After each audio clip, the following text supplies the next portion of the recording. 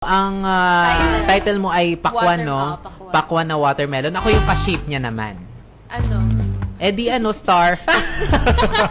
Hindi pala nag-aaral ng elementary. Hindi, basketball.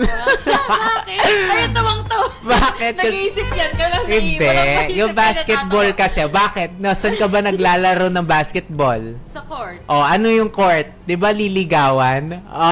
Pero yung court kasi na yan, yung panliligaw na yan, hindi yan laro. Na ganun, Na-try mo tapos na ba mag-first move? mag-first move? Oo. Ako din. Oh, confident tayo kasi we are strong, independent. Hindi ka na independent eh. O bakit? Independent ko din Hindi ako. kasi sinabi mo din kanina about preferences. Minsan nabe-break din kasi ang preferences Oo. eh. Minsan nga nabe-break yun, tas parang nagiging siya na yung standard. Oo, 'di ba? Diba? Tapos hindi siya mababang standard, Oo. kumbaga, tinaasan Oo. niya. Kasi siya yung standard mo, kasi siya yung nahanap mo na talagang fit pala para sa iyo.